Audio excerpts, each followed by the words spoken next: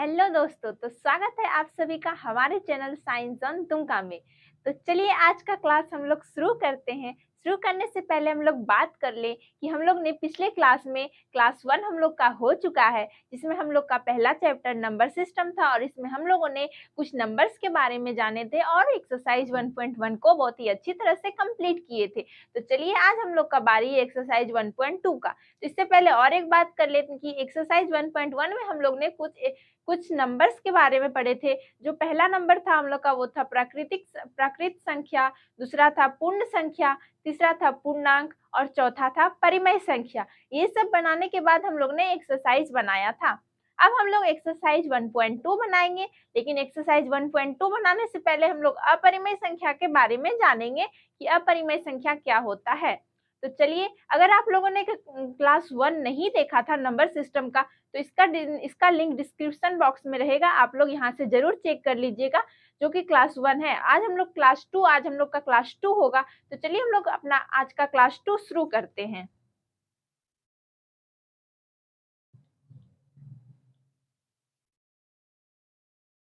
तो सबसे पहले हम लोग बात करेंगे इस अपरिमेय संख्या पढ़ने से कुछ और के बारे में। इसके बाद हम लोग को अपरिमेय संख्या क्या होती है ये ज्यादा समझ में आएगा। तो चलिए हम लोग बात करते हैं आज decimal representation of fractional number. Means that हम लोग परिमेय संख्या पढ़े थे। तो परिमेय संख्या में हम लोगों ने क्या पढ़ा था कि जो p बाई क्यू के फॉर्म में रहे और p और q हम लोग का इंटीजर होना चाहिए, मींस दैट पूर्णांक होना चाहिए, और q जो है वो इज नॉट इक्वल टू 0 होना चाहिए। तो ऐसे संख्याओं को हम लोग क्या बोलते हैं? ऐसे संख्याओं को हम लोग परिमेय संख्या बोलते हैं। तो बस यहाँ पे यही बात किए हम लोग कि हम लोग को डेसिमल में रिप्रेजेंट करना है परिमेय संख्या को। तो हम लोग डेसिमल में कैसे रिप्रेजेंट करेंगे परिमेय संख्या को, पहले ये देखते हैं। तो डेसिमल में रिप्रेजेंट कैसे करेंगे? तो प्रत्येक परिमेय संख्याओं को p बाई क्यू के दशमलव के रूप में व्यक्त किया जा सकता है। तो कैसे? p को q से भाग देने पर, अगर हम p को q से भाग देंगे तो वो हम लोग का डेसिमल में रिप्रेजेंट हो जाएगा। ठीक है, तो हम लोग आज इस प्रकार हमारे पास दो प्रकार के दशमलव व्यंजक है। अगर मतलब p बाई क्यू को हम लोग भाग देंगे तो डेसिमल में तो रिप्रेजेंट हो जाएगा, लेकिन डेसिमल भी दो प्रकार के होते हैं कि मतलब डेसिमल भी दो प्रकार के होते हैं। ये डेसिमल दो भाग में रिप्रेजेंट होंगे। तो कैसे कैसे प्रकार के होते हैं वो देखते हैं। तो चलिए, सबसे पहला आता है हम लोग का जो डेसिमल दो भाग के होते हैं। तो सबसे पहला हम लोग का जो आता है वो हो जाता है शांत दशमलव, और दूसरा जो है वो हो जाता है अशांत दशमलव। तो शांत दशमलव किसे बोलते हैं और अशांत दशमलव किसे बोलते हैं वो जानते हैं पहले। तो शांत दशमलव में क्या हो जाता है वो देखते हैं। जैसे कि अगर हम लोग शांत दशमलव जाएं तो शांत दशमलव को हम लोग इंग्लिश में टर्मिनेटिंग डेसिमल बोलते हैं। तो शांत दशमलव में क्या हो जाता है, देखिए अगर यहाँ 1/2 है, अगर ये शांत दशमलव में अगर हम लोग इसको करें तो अगर हम लोग इसको डिवाइड दें, मींस दैट 1/2 क्या है? हम लोग का परिमेय संख्या है। अगर हम लोग को इस डेसिमल में रिप्रेजेंट करना है तो क्या करना होगा? हम लोग को डिवाइड देना पड़ेगा। तो क्या डिवाइड देंगे? 2 से 1 को डिवाइड करेंगे तो ये 1 तो जाएगा नहीं 2 में, तो क्या करेंगे हम लोग 0 पॉइंट देंगे, फिर यहाँ 0, फिर ये कितने बार में जाएगा? तो 5 बार में। 5 बार में ये पूरे चल जाएगा तो कितना हो जाएगा? 0.5। ये 0.5 में से रिमाइंडर पूरा कट हो गया। पॉइंट के बाद जो एक संख्या बच गया, ये रिमाइंडर 0 हो गया, तो ये क्या हो जाएगा? Terminating decimal. मींस दैट कि टर्मिनेटिंग शांत दशमलव में यही हो जाता है कि रिमाइंडर पूरा 0 हो जाना चाहिए, मतलब जो शेष बचा आपका ये पूरा कट जाना चाहिए। अगर ये पूरा कट गया तो ये हम लोग का शांत दशमलव हो जाता है। ठीक है, और अगर हम अशांत दशमलव का बात करें तो अशांत दशमलव में क्या हो जाता है वो देखते हैं। जैसे कि है 1/3। ठीक है, अगर 1/3 है तो अगर हम इसको डिवाइड करेंगे तो कैसे डिवाइड करेंगे? 3 से 1 को डिवाइड करेंगे तो क्या होगा? 1 तो 3 से कटेगा नहीं, तो हम लोग फिर क्या करेंगे? यहाँ 0 देके पॉइंट देंगे तो 10। अब कैसे कटेगा? अब यहाँ 3 से कटेगा। जब 3 से कटेगा तो कितने बार में कटेगा? 9 से। तो फिर 10 में 9 जाएगा, 1 हो जाएगा, फिर यहाँ फिर एक 0 हो जाएगा। ठीक है, फिर 0 हो गया, फिर किससे कटेगा?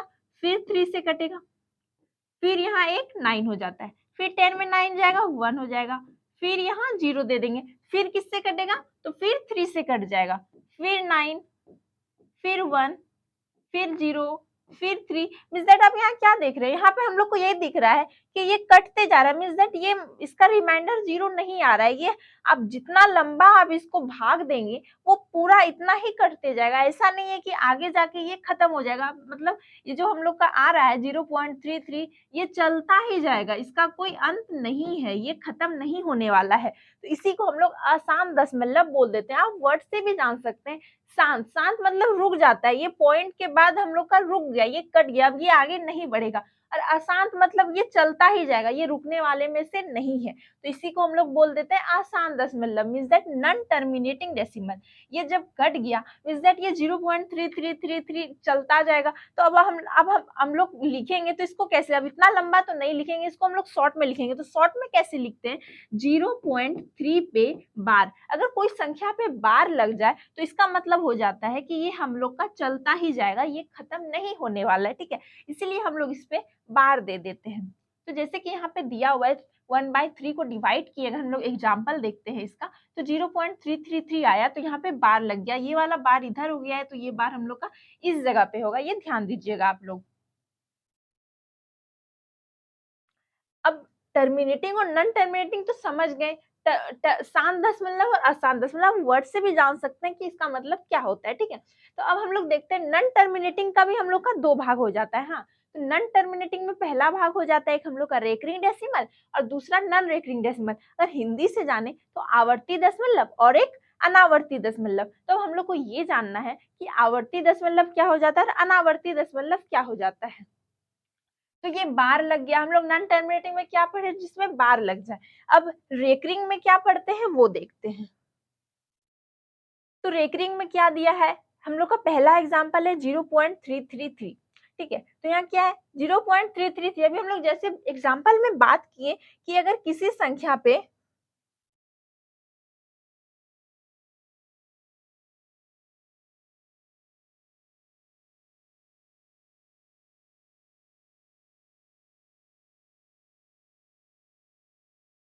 इसको हम लोग इरेज कर देते हैं।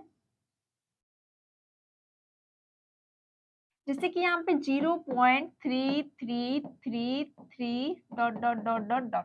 तो अगर ये हम लोग रेकरिंग डेसिमल में दैट आवर्ती दशमलव का बात कर रहे हैं, तो इसका क्या हो जाएगा, हम लोग का हो जाएगा 0.3 पे बार। अगर ये आ जाएगा तो ये हम लोग का रेकरिंग, रेकरिंग मतलब ही हो जाता है बार जिसमें रेकरिंग लग जाए, ठीक है। तो रेकरिंग, इसमें रेकरिंग लग गया। और फिर हम लोग का एक एग्जाम्पल है 0.1222 डॉट डॉट डॉट। इसका मतलब क्या हो गया, 2 पे ये लगेगा, तो मतलब 0.12 पे बार, ये 2 पे बार लग गया। इसका मतलब ये हो जाता है कि हम लोग का जो अब आगे जो संख्या बढ़ेगा वो 2 बढ़ेगा, 1 नहीं बढ़ेगा, क्योंकि 1 पे तो बार नहीं लगा है। 0.1222 2 बढ़ने वाला है, इसीलिए 2 पे बार लग गया है। फिर एक एग्जांपल आ जाता है, अगर आप लोग ले तो 0.123 पे बार। अगर means that 3 dot dot dot dot dot, अगर ये ले तो क्या हो जाएगा 0.123 पे बार।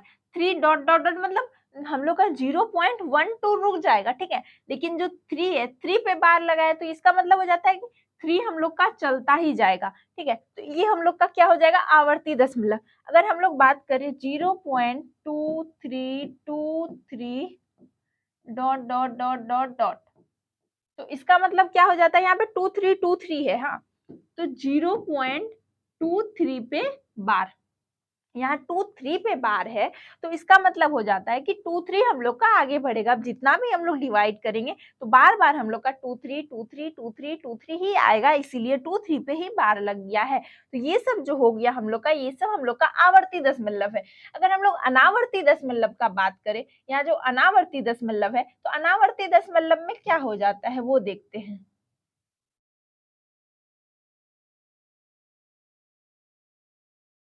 अनावर्ती दशमलव में ये हो जाता है, देखिए आवर्ती दशमलव में तो फिक्स है कि एक ही संख्या जो है वो बढ़ेगा, लेकिन अनावर्ती अनावर्ती दशमलव नॉन रेकरिंग में क्या है कि 1 4 3 2 5 6 9 2 1 dot dot dot dot dot. आप देख सकते हैं अगर ये वाला जो संख्या हम लिखे हैं इसमें ऐसा कोई भी संख्या है जो बार बार आ रहा है, नहीं आ रहा है। मतलब इसमें ये हो जाता है कि ये जो है वो तो चलता ही जाएगा लेकिन इसमें बार नहीं लगने वाला है। मीन्स दैट कि इसमें फिक्स नहीं है कि आपका बार बार, अब जैसे कि यहाँ पे 1 हम लास्ट लिखे हैं तो ये फिक्स नहीं है कि बार बार आप 1 ही आएगा। अब जितना डिवाइड कीजिएगा इतना बार बार हम लोग का अलग अलग संख्या आएगा, इसीलिए हम लोग इसको बोल देते हैं non recurring decimal, means that अनावर्ती दशमलव। ठीक है, मीन्स दैट इसमें क्या हो जाता है, इसमें तो ये संख्या चलता रहेगा लेकिन बार नहीं लगेगा, क्योंकि बार नहीं, बार किस संख्या में लगता है, बार उसी संख्या में लगता है जो संख्या हम लोग का चलता ही जाता है। जैसे कि यहाँ 1, अगर 1 पे बार लगता है तो ये 1 1 1 आते रहता है, तो ये हम लोग का हो जाता है रेकरिंग डेसिमल। लेकिन यहाँ पे बार नहीं लगा है। ठीक है, यहाँ बार बार अलग अलग संख्या आ रहा है, इसलिए ये हो जाएगा हम लोग का non recurring decimal. Non recurring में हो जाता है अनावर्ती दशमलव। तो आवर्ती और अनावर्ती तो आप लोग को समझ में आ गया होगा। अनावर्ती में जिसमें बार लग जाए, जो संख्या चलता ही जाए, और अनावर्ती में हो जाता है जो संख्या में बार नहीं लगे, मीन्स दैट ना बार लगेगा और ना फिक्स है कि ये हम लोग का बार बार की एक ही संख्या, मतलब बार बार अलग अलग संख्या इस पे आएगा, तो इसी को हम लोग बोलते हैं अनावर्ती दशमलव। अब हम लोग पढ़ेंगे रेकरिंग डेसिमल। अब हम लोग को पढ़ना है कि रेकरिंग, जो हम लोग का यहाँ रेकरिंग डेसिमल था उसका भी दो भाग हो जाता है, मींस दैट उसका भी दो टाइप्स हो जाता है। तो दो टाइप्स क्या हो जाता है, पहला टाइप्स तो pure recurring decimal means that शुद्ध आवर्ती दशमलव, और दूसरा टाइप हो जाता है अशुद्ध आवर्ती दशमलव। तो शुद्ध आवर्ती दशमलव क्या है और अशुद्ध आवर्ती दशमलव क्या है वो देखते हैं हम लोग। तो शुद्ध मतलब क्या हो जाता है, शुद्ध मतलब, अब वर्ड से भी फिर से हम वर्ड पे अगर जाए तो शुद्ध मतलब क्या हो जाता है, अगर शुद्ध आवर्ती दशमलव क्या होता है वो पहले देखते हैं। यहाँ पे क्या है 0.33 डॉट डॉट डॉट, तो मतलब कोई जो 0 पॉइंट, अगर एग्जैक्ट पॉइंट के बाद जो संख्या है हम लोग का, अगर इस पे बार लग जाए, एग्जैक्ट पॉइंट के तुरंत बाद जो संख्या आए और उस पे बार लग जाए तो ये प्योर हो जाएगा। ठीक है, और अनप्योर किसको बोल इम्प्योर किसको बोलते हैं, अगर पॉइंट के बाद जो तुरंत संख्या आएगा उस पे बार नहीं लगेगा, इसके दूसरे संख्या पे अगर बार लगेगा तो ये हम लोग का हो जाएगा इम्प्योर रेकरिंग डेसिमल। जैसे कि यहाँ 0.12 है तो 0.12 पे बार यहाँ पे यही होगा। ठीक है, जैसे कि प्योर का फिर हम बात करें तो 0.23 मीन्स दैट पॉइंट के बाद, अगर पॉइंट के बाद जो डिजिट आएगा और इस पे बार लग गया, तुरंत पॉइंट के बाद जो भी नंबर आएगा उस पे अगर तुरंत बार लग गया तो ये हो जाएगा प्योर। हाँ, और अगर इम्प्योर पे जाए तो इम्प्योर में क्या हो जाएगा, अगर पॉइंट के एक दो डिजिट के बाद किसी संख्या पे बार लगे तो इसको बोल देते हैं इम्प्योर। जैसे आप यहाँ जा सकते हैं 0.123 पे बार, तो यहाँ पे हम क्या बोले, पॉइंट के तुरंत बाद पे अगर बार लगे तो वो हो जाता है प्योर, और जो तुरंत बाद में बार नहीं लगी, जैसे कि आप पॉइंट के बाद दो संख्या के बाद बार लगा है, इसीलिए ये हो जाएगा हम लोग का इम्प्योर रेकरिंग डेसिमल। ठीक है, तो प्योर और इम्प्योर में बस इतना ही था। प्योर और इम्प्योर बहुत इजी है, आप इसे आराम से समझ सकते हैं वर्ड से भी। तो चलिए इसके बाद हम लोग पढ़ेंगे इरेशनल, इसके बाद हम लोग पढ़ेंगे इरेशनल नंबर मींस दैट अपरिमेय संख्या। अगर आपको जो भी हम बताएं terminating, non terminating, recurring, non recurring, अगर ये सब आप अच्छा से समझ गए हैं तो हम लोग जो पढ़ेंगे अपरिमेय संख्या वो भी बहुत ही अच्छे से समझ में आ जाएगा, लेकिन वो पहले समझना होगा तब। तो यहाँ पे अब क्या बोला है कि अपरिमेय संख्या क्या है, तो यहाँ जैसे लिखा हुआ है अनावर्ती और अशांत दशमलव को हम लोग अपरिमेय संख्या बोलते हैं। तो किस टाइप के दशमलव को, एक तो अनावर्ती और दूसरा अशांत दशमलव is that non recurring and non terminating decimal is known as irrational number. तो क्या बोले, non terminating and non recurring is that non terminating and non recurring, अगर ये दोनों डेसिमल हो तो इसे हम लोग बोलते हैं इरेशनल नंबर। ठीक है, अगर हम लोग इसका एग्जांपल, इरेशनल नंबर का एग्जांपल ले तो क्या हो जाएगा, अपरिमेय संख्या यहाँ 0.5 है। हाँ, यहाँ 0.5 पे हम लोग का बार लग जाएगा। अगर 0.5 है यहाँ पे तो ये क्या हो जाएगा, ये हो जाएगा नॉन टर्मिनेटिंग डेसिमल, तो ये हो जाएगा हम लोग का अपरिमेय संख्या। हम लोग यहाँ नॉन टर्मिनेटिंग का बात किए हैं, मींस दैट आसान दशमलव हो जाएगा 0.5, तो ये हो जाएगा हम लोग का इरेशनल नंबर। फिर 0.333 इसका मतलब भी क्या हो जाता है, 0.3 पे बार, तो इसका मतलब भी हो जाता है हम लोग का नॉन टर्मिनेटिंग, मींस दैट आसान दशमलव, तो ये भी हो जाएगा हम लोग का इरेशनल नंबर। फिर 0.12333 तो ये भी क्या हो जाएगा हम लोग का आसान दशमलव। फिर यहाँ पे एक है क्वेश्चन 0.14254698 ये बताइए कौन सा टाइप का डेसिमल हो गया, ये हो गया हम लोग का नॉन रेकरिंग डेसिमल। ना तो इसमें रेकरिंग लग रहा है और ना ये पता चल रहा है कि बार बार अलग, मतलब इसमें बार बार अलग संख्या आ रहा है, और ना ही रेकरिंग लग रहा है, मींस दैट ना ही बार लग रहा है, तो ये हो जाएगा हम लोग का नॉन रेकरिंग इरेशनल नंबर का एग्जाम्पल। पहला टाइप का तो ये एग्जाम्पल हो जाएगा अपरिमेय संख्या का। अब दूसरा टाइप का भी अलग, मतलब इसमें 3 टाइप का आप एग्जाम्पल ले सकते हैं। पहला टाइप तो ये हो गया। अब दूसरा टाइप क्या है, दूसरा टाइप है कि if m is a positive integer, अगर m कोई हम लोग का पॉजिटिव इंटीजर हो, मींस दैट पॉजिटिव पूर्णांक हो, positive integer which is not a perfect square, then root m is a irrational, means that कि जिसका कोई परफेक्ट स्क्वायर ना हो, ये भी हो जाएगा हम लोग का अपरिमेय संख्या। अगर आप रूट 2 लेते हैं जिसका कोई परफेक्ट स्क्वायर नहीं है, तो ये क्या हो जाएगा हम लोग का इरेशनल अपरिमेय संख्या। फिर रूट 3 का भी कोई परफेक्ट स्क्वायर नहीं है, तो ये भी हो जाएगा अपरिमेय संख्या। रूट 5 भी हो जाएगा हम लोग का अपरिमेय संख्या। रूट 6, रूट 8 ये सब हो जाएगा हम लोग का अपरिमेय संख्या। अगर टाइप 3 में जाए तो यहाँ पे नॉट ए परफेक्ट स्क्वायर का बात कर रहा है। अब यहाँ पे हम लोग नॉट ए परफेक्ट क्यूब का बात करेंगे। यहाँ पे स्क्वायर नहीं होना चाहिए और यहाँ पे परफेक्ट क्यूब अगर नहीं होगा तो ये भी हो जाएगा हम लोग का अपरिमेय संख्या। तो जैसे कि रूट 3, रूट 2, अंडर रूट 3 ये सब भी कोई परफेक्ट क्यूब नहीं है, तो इसीलिए ये सब भी हो जाएगा हम लोग का अपरिमेय संख्या। ठीक है, तो ये अगर आप समझ गए होंगे तो अब हम लोग एक्सरसाइज 1.2 की ओर बढ़ते हैं। और एक्सरसाइज 1.2 अब हम लोग बहुत ही आराम से बना लेंगे। तो चलिए हम लोग अब एक्सरसाइज 1.2 बनाते हैं। तो एक्सरसाइज 1.2 में हम लोग का पहला क्वेश्चन क्या है वो देखते हैं।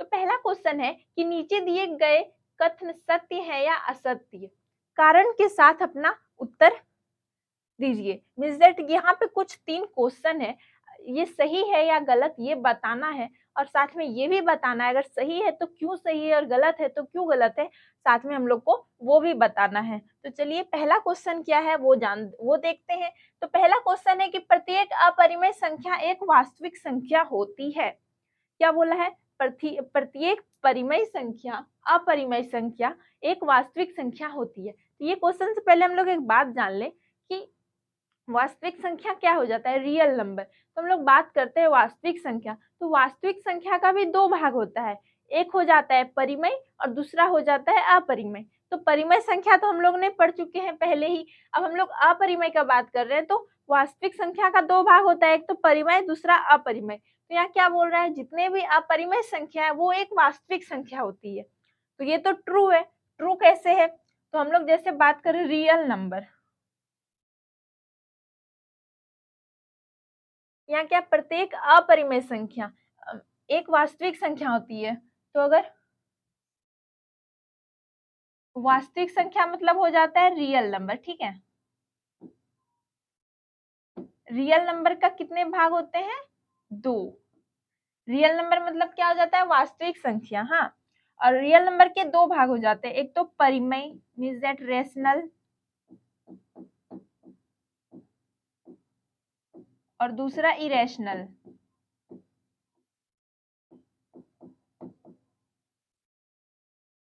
तो यहाँ क्या बोला है, अपरिमेय संख्या एक वास्तविक संख्या होती है, तो इरेशनल नंबर एक रियल नंबर होती है। तो ये क्या हो जाएगा हम लोग का सही हो जाएगा, ये क्या हो जाएगा, ये हम लोग का सत्य हो जाएगा।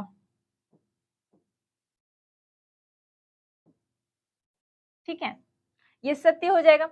अब दूसरा क्या है, दूसरा क्वेश्चन है कि संख्या रेखा का प्रत्येक बिंदु रूट m के रूप का होता है, जहां m एक प्राकृत संख्या है। तो यहाँ क्या बोल रहा है, जो संख्या रेखा हम लोग का है उसका प्रत्येक बिंदु, जितना भी बिंदु है संख्या रेखा पर, वो रूट एम के रूप का होता है, ठीक है, एम के रूप का होता है, और जहां एम एक प्राकृतिक संख्या है, और यहाँ पे ये भी बोल रहा है कि जो एम है एक प्राकृत संख्या है, तो वो ये तो गलत होगा, तो गलत कैसे होगा वो देखते हैं। अगर हम रूट एम लेते हैं, अगर हम यहाँ पे रूट 4 लेते हैं, तो अगर हम लोग इसको तोड़ेंगे तो क्या हो जाएगा हम लोग का प्लस माइनस 2, ठीक है, तो ये तो टूट गया, तो प्लस माइनस 2 हम लोग का एक प्राकृतिक संख्या हो गया। लेकिन अगर हम रूट 10 लेते हैं, तो इसको अगर हम लोग तोड़ेंगे तो ये प्राकृत संख्या हम लोग का नहीं आएगा, ये नेचुरल नंबर में रूट 10 नहीं आएगा, तो ये क्या हो जाएगा, ये हम लोग का फॉल्स हो जाएगा, मीन्स दैट असत्य हो जाएगा ये।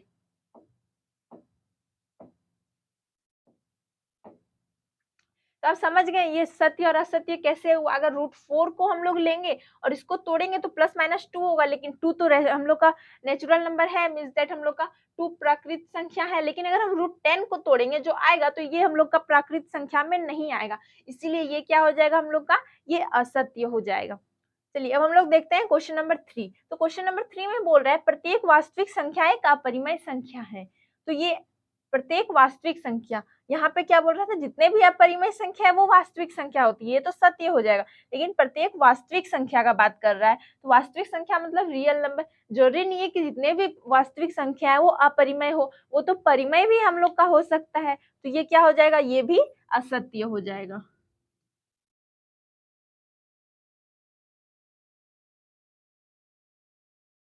ठीक है, तो कैसे, तो बात कर ही लेते हैं कि जितने भी रियल नंबर है वो इरेशनल भी हो सकते हैं या फिर रैशनल भी हो सकते हैं। ठीक है, चलिए हम लोग का ये 3 हो गया। अब हम लोग क्वेश्चन नंबर 2 बनाते हैं।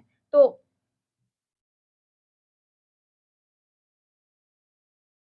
क्वेश्चन नंबर 2 में क्या बोल रहा है, क्या सभी धनात्मक पूर्णांक के वर्गमूल अपरिमेय होते हैं, यदि नहीं तो एक ऐसी संख्या का वर्गमूल का उदाहरण दीजिए जो एक परिमेय संख्या है। तो फिर से एक बार क्वेश्चन को पढ़ते और समझते हैं हम लोग। यहाँ बोल रहा है क्या सभी धनात्मक पूर्णांकों का वर्गमूल अपरिमेय होते हैं, जितने भी धनात्मक पूर्णांक है हम लोग के, इसका अगर हम लोग वर्गमूल निकालते हैं तो वो अपरिमेय होते हैं। यहाँ पे ऐसा पूछ रहा है क्या होते हैं, अगर नहीं होते हैं तो आप ऐसा कोई एग्जाम्पल दीजिए जो कि परिमेय संख्या है। ठीक है, तो ये तो नहीं होते हैं, तो हम लोग को इसमें एक एग्जाम्पल मांग रहा है। तो देखिए अगर हम किसी भी धनात्मक पूर्णांक का वर्गमूल निकालते हैं, अगर हम लोग रूट 9 को निकालते हैं, ठीक है, अगर हम लोग रूट 9 का वर्गमूल निकालते हैं तो ये क्या हो जाएगा हम लोग का प्लस माइनस 3। ठीक है, तो 3 बताइए आप, 3 हम लोग का परिमेय संख्या है कि अपरिमेय। 3 तो साफ पता चल रहा है कि हम लोग का परिमेय संख्या है, तो 3 हम लोग का क्या हो जाता है, परिमेय संख्या। तो यहाँ 3 के नीचे कुछ नहीं है, तो मतलब 1 है, पी बाई क्यू के फॉर्म में है, तो ये क्या हो जाएगा हम लोग का, ये हो जाएगा हम लोग का परिमेय संख्या। तो यहाँ पे एग्जाम्पल देने बोल रहा था तो हम लोग एग्जाम्पल भी दे दिए कि रूट 9 का हम लोग अगर तोड़ते हैं, मतलब वर्गमूल निकालते हैं, तो ये हम लोग का अपरिमेय नहीं आता है बल्कि परिमेय आता है, तो इसीलिए ये हो जाएगा हम लोग का परिमेय संख्या। तो ये भी हो गया हम लोग का।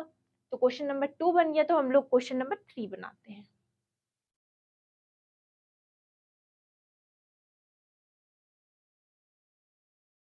क्वेश्चन नंबर 3 में क्या बोल रहा है, दिखाइए कि संख्या रेखा पर रूट 5 को किस प्रकार निरूपित किया जा सकता है। इज दैट हम लोग को संख्या रेखा पर रूट 5 को निरूपित करना है। मीन्स निरूपित का मतलब हम लोग को रिप्रेजेंट करना है संख्या रेखा पर रूट 5 को। अगर संख्या रेखा पर हम लोग को मतलब 4 को रिप्रेजेंट करने बोलता या फिर 5 को बोलता तो हम लोग अच्छे से रिप्रेजेंट कर देते, लेकिन यहाँ पे किसका बात कर रहा है, रूट 5 को रिप्रेजेंट करना है। तो रूट 5 को रिप्रेजेंट करने के लिए संख्या रेखा पर हम लोग को पहले पाइथागोरस थ्योरम जानना पड़ेगा। तो पाइथागोरस थ्योरम क्या होता है, अगर ये हम लोग इसकी मदद से हम लोग रूट 5 को संख्या रेखा पर रिप्रेजेंट करेंगे। तो चलिए देखते हैं कि रूट 5 को हम लोग संख्या रेखा पर कैसे रिप्रेजेंट करते हैं पाइथागोरस थ्योरम के मदद से।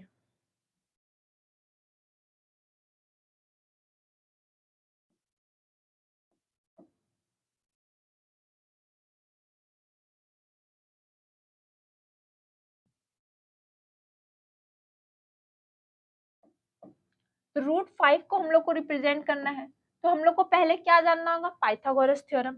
तो हम लोग यहाँ पे लिख लेते हैं पहले, बाय पाइथागोरस थ्योरम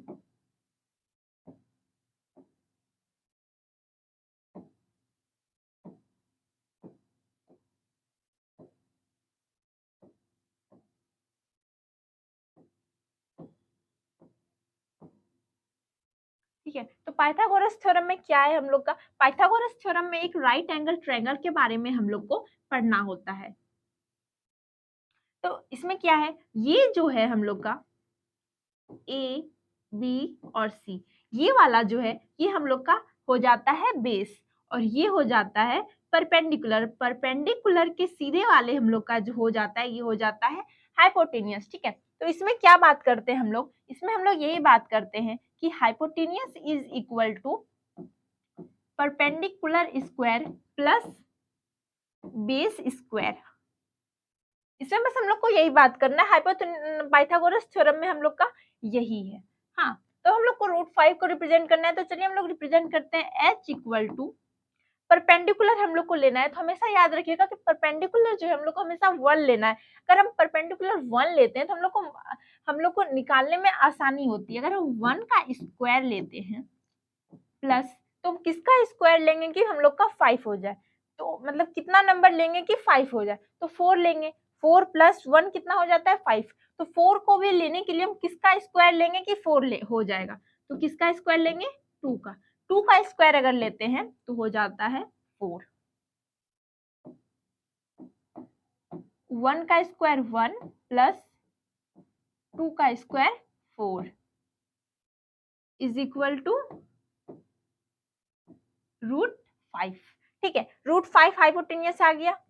और इससे हम लोग को क्या पता चला, हम लोग का परपेंडिकुलर कितना हो जाता है 1 और बेस कितना हो जाता है 2। तो अब हम लोग को इसको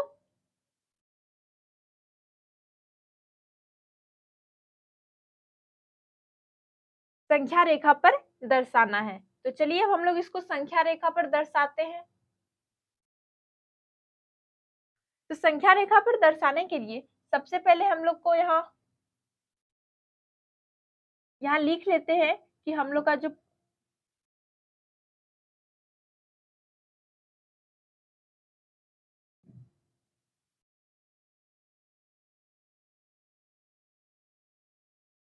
हम लोग का परपेंडिकुलर कितना आया था, परपेंडिकुलर 1 था और बेस कितना था 2 था।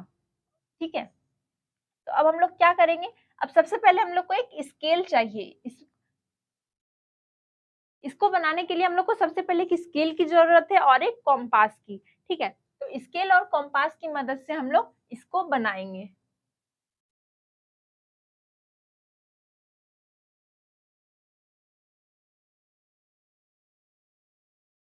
तो चलिए पहले हम लोग एक स्केल लेते हैं।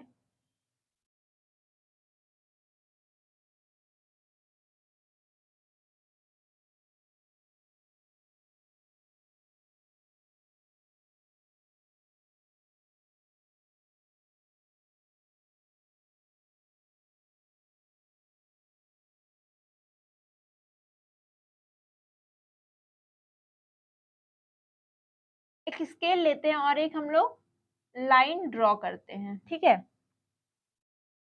तो चलिए हम लोग एक लाइन ड्रॉ करते हैं।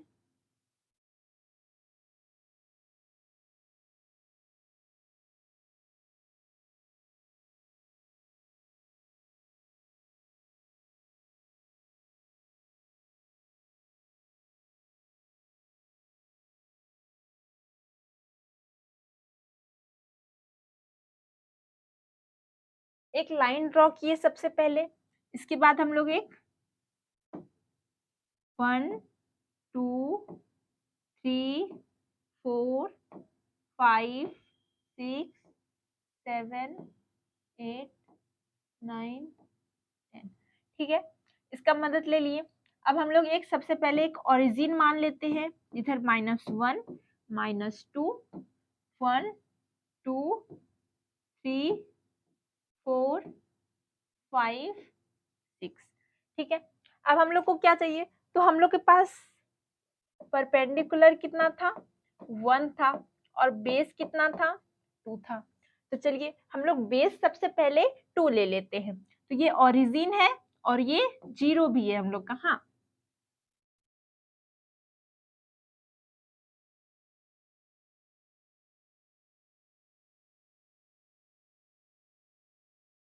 तो पहले हम लोग को बेस चाहिए कितना 2। तो 0 से लेके 2 ये हम लोग का हो गया बेस। अब हम लोग को क्या चाहिए, परपेंडिकुलर चाहिए जो कि 1 सेंटीमीटर होना चाहिए। तो चलिए हम लोग एक परपेंडिकुलर ड्रॉ कर लेते हैं।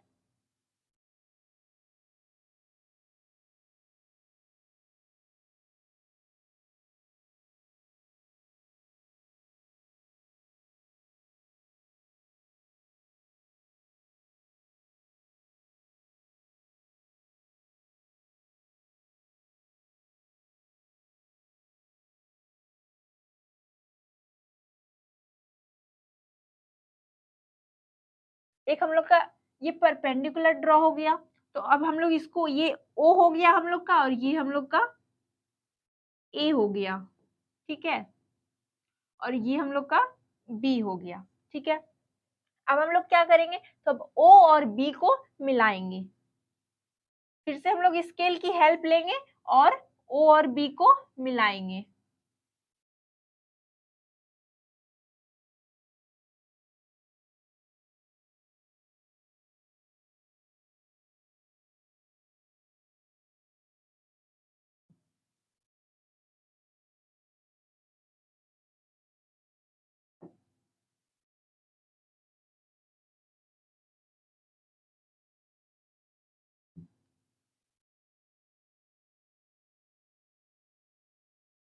आप लोग अपने से जब कॉपी में मिलाइएगा तो अच्छा से इसको ड्रॉ कर लीजिएगा, ओ और बी को मिला लीजिएगा। तो ओ और बी हम लोग का कितना हो जाता है, √5 मीन्स दैट ये हम लोग का ये बेस हो गया जो कि 2 सेंटीमीटर, और ये ए और बी परपेंडिकुलर हो गया जो कि 1 सेंटीमीटर है, और ओ और बी हम लोग का क्या हो जाता है, हाइपोटेनियस, और हाइपोटेनियस हम लोग का कितना निकला, √5। ये हो गया √5, ठीक है। तो अब हम लोग क्या करेंगे, तो हम लोग कॉम्पास लेंगे, ठीक है। कॉम्पास का जो नीडल पॉइंट है, मींस दैट ये जो नोकीला भाग है, इसको हम लोग ओ पे रखेंगे, और जो ये पेंसिल वाला पॉइंट है इसको हम लोग कहाँ रखेंगे,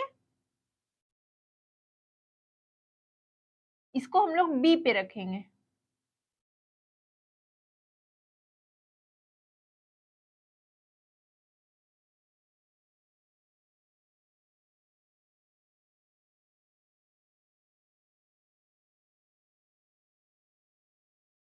अब यहाँ पे रख के हम लोग एक आर्क ड्रॉ करेंगे, ठीक है। तो चलिए हम लोग का एक आर्क ड्रॉ हो गया। जब ये आर्क ड्रॉ हो गया तो हम लोग इस, ये जो आर्क यहाँ लाइन एक्सिस पे जो मिला, इसको हम लोग नाम दे देंगे डी, ठीक है। ये हो गया डी। तो आप देख सकते हैं O B is equal to O D. तो ये कैसे होगा, तो एक सर्कल का ये रेडियस है और ये भी रेडियस है, तो रेडियस तो सबका बराबर होता है, तो ओ भी जब √5 है तो ओ डी भी कितना हो जाएगा हम लोग का, √5 हो जाएगा। जब ओ डी हम लोग का √5 हो गया तो ये वाला जो पॉइंट है ये क्या हो जाएगा हम लोग का, √5। तो हम लोग को √5 को दर्शाने बोला गया था, तो संख्या रेखा पर तो हम लोग का जो ये वाला पॉइंट है ये हो जाता है √5। तो हम लोग ने √5 को संख्या रेखा पर दर्शा दिया। आप इसे अपने कॉपी में बहुत ही अच्छी तरह से स्केल और कॉम्पास की मदद से बनाइएगा, बहुत ही सुंदर से ये बनेगा। यहाँ पे इतना अच्छा से क्लियर नहीं दिख रहा, क्लियर नहीं बना है, लेकिन आप लोग मेजर जो कीजिएगा, मेजर जो नापिएगा एकदम सही सही मेजर लीजिएगा, ठीक है। तो आज का एक्सरसाइज हम लोग का यहीं तक है। यहाँ जो क्वेश्चन नंबर 4 है, हम लोग को क्रियाकलाप करना है, वो आप लोग अपने घर में आप लोग अपने घर में खुद से कीजिएगा तो ये बन जाएगा। ये आप लोगों के लिए, ये आप लोग खुद से कीजिएगा। तो चलिए आज का एक्सरसाइज हम लोग का यहीं पे कंप्लीट होता है। अब जो नेक्स्ट एक्सरसाइज है, मीन्स दैट नेक्स्ट क्लास में हम लोग अपने नेक्स्ट एक्सरसाइज बनाएंगे। यहाँ तक आप लोग अच्छे से बना लीजिएगा, और जिसने एक्सरसाइज 1.1 का वीडियो नहीं देखा है, इसका डिस्क्रिप्शन लिंक में डिस्क्रिप्शन बॉक्स में लिंक दे दिया है, तो ये जरूर देख लीजिएगा। तो आज का क्लास हम लोग का यहीं पे समाप्त होता है। अगर वीडियो पसंद आए तो लाइक, कमेंट और सब्सक्राइब जरूर कीजिएगा।